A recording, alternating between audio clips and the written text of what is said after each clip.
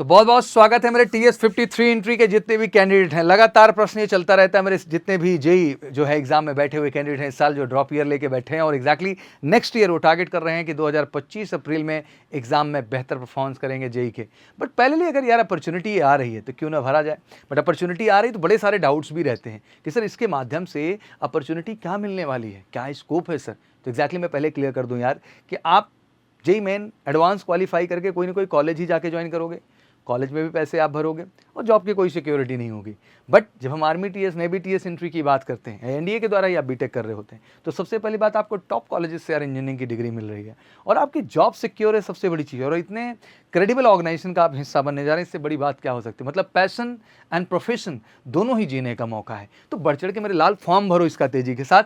आइए कुछ टेक्निकलिटी को भी आज डिस्कस कर लेते हैं, क्योंकि फॉर्म भरने के साथ साथ बेहतर एसएसबी की भी तैयारी करना है। कुछ बच्चे मुझसे पूछ रहे थे कि सर फॉर्म तो फिल करेंगे हम, तैयारी कब से स्टार्ट करनी है। तो भाई तैयारी तुरंत स्टार्ट करनी है। आपको इंडियन आर्मी इतना समय इसीलिए देती है कि आप 2-3 महीने अपनी कम्युनिकेशन पर्सनैलिटी एसएसबी पे सही से काम करिए, जिससे कि कल को आप जब फेस करें तो सफलता 100% सुनिश्चित करें। क्योंकि कोई रिटन एग्जाम नहीं है, आपकी पर्सनैलिटी का टेस्ट है, वो पर्सनैलिटी पे काम करना पड़ता है और वो 10 दिन 12 दिन में चमत्कार नहीं होगा। इसलिए एमकेसी की टीम बेस्ट तरीके से आपको गाइड करके उसके लिए आपको दिमाग बनाती है 100% कमिटेड सिलेक्शन बैच के साथ। तो आइए बिल्कुल आपके लिए candidate who have been recommended by the SSB, मतलब जो कैंडिडेट रिकमेंड, मतलब आप रिकमेंड जब हो जाएंगे भैया तो टू फिल 3 चॉइसेस, आपको 3 चॉइसेस भरने का मौका मिलेगा। जिसमें सबसे पहले तो आपको मिलेगा भाई कैडेट ट्रेनिंग विंग, हमारा जो कॉलेज आप मिलिट्री इंजीनियरिंग पुणे का है, पहला ऑप्शन ही आपको मिलेगा कि आप इसको फिल करिए। दूसरा आपके पास आएगा military college of telecommunication Mhow, इसको भरने का आपको मौका मिलेगा। और तीसरा मौका आपको जो मिलेगा वो कैडेट ट्रेनिंग विंग का जो हमारा अगला कॉलेज है military college of electronics and mechanical engineering के लिए आपको मौका मिलेगा सिकंदराबाद को फिल करने का। तो ये 3 पैरेलल ऑप्शंस आपको दिए जाएंगे और ये 3 कॉलेजेस की बात आपके सामने की जाएगी, पुणे, मऊ और Secunderabad.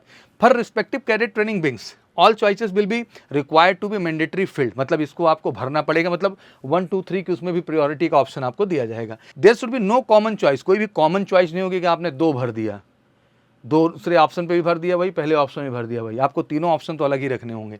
Choice can not be change once made by the candidate, choice बिल्कुल चेंज नहीं होती है।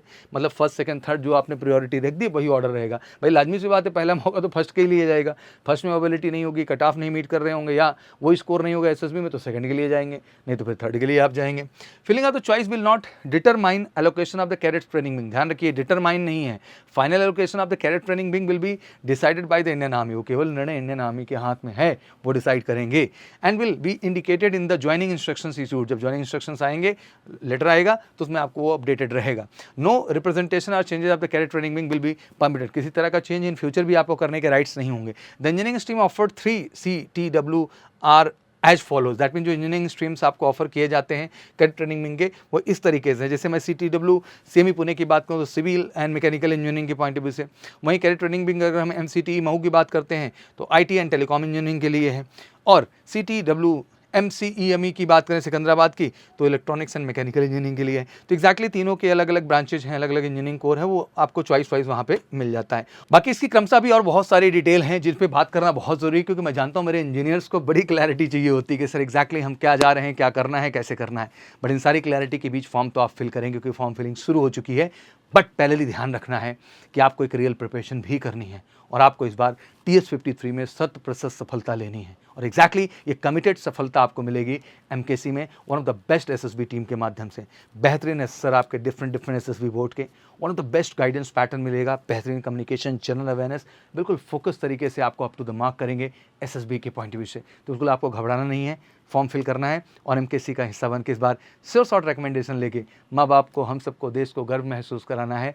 इंजीनियरिंग भी कंप्लीट कर लेनी है, जॉब भी सिक्योर कर लेनी है, बस उठा के फ़ोन कर लेना है 9696330033 पर और जुड़ जाना है एमकेसी के साथ। तो वीडियो शेयर जरूर होनी चाहिए, क्योंकि मैं चाहता हूँ कि देश के हर इंजीनियर्स तक ये वीडियो पहुँचे और सबको इसके विषय में प्रॉपर अवेयरनेस हो। बाकी आपकी भी कोई क्वारीज हो तो कमेंट सेक्शन में जरूर मेंशन करें। Thank you so much, wish you good luck. जय हिंद, जय भारत।